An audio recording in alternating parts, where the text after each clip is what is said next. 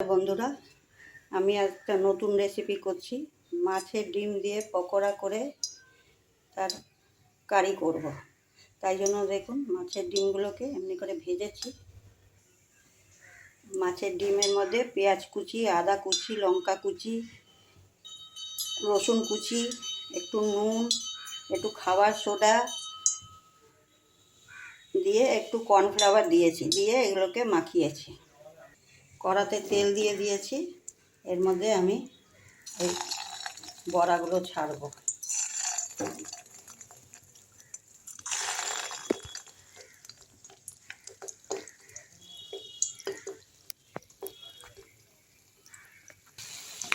বড়াগুলো আমার ভাজা হচ্ছে।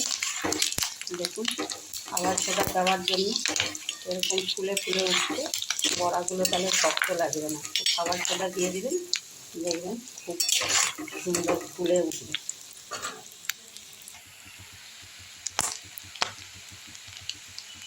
বড়াগুলো দেখুন হয়ে গেছে। খাবার সোডা দেওয়ার জন্য সেরকম ফুলে গেছে, খুব সুন্দরভাবে ফুলেছে।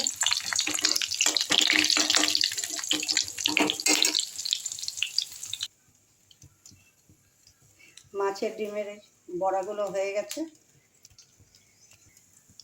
কড়াতে তেল দেওয়া, ওই বড়া ভাজার তেলটা রয়েছে, এর মধ্যে জিরে ফোড়ন দিলাম, একটা তেজপাতা দিলাম,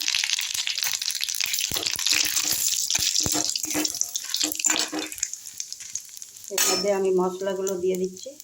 এর মধ্যে পেঁয়াজ, আদা, রসুন, টমেটো সব একসঙ্গে পেস্ট। আদা, পেঁয়াজ, রসুন, টমেটো সব কষানো কিছুটা হয়েছে। এর মধ্যে আমি জিরে গুঁড়ো, হলুদ গুঁড়ো আর লঙ্কার গুঁড়ো, এর মধ্যে আমি পরিমাণ মতন নুন। আমি একটু আলু ভেজে রেখেছি, আলুটাকে দেবো। এইবারে এগুলো একসঙ্গে সব কষাবো। আমি এর মধ্যে মশলাটা কষানো হয়ে গেছে, জল ঢেলে দিলাম। জলটা ফুটলে আমি বড়াগুলো দেব। এই দেখুন, ঝোলটা ফুটে গেছে। এর মধ্যে আমার ঘরে তৈরি করা একটু গরম মশলা দিয়ে দিলাম। এখন আমি এই বড়াগুলো দিয়ে দেব।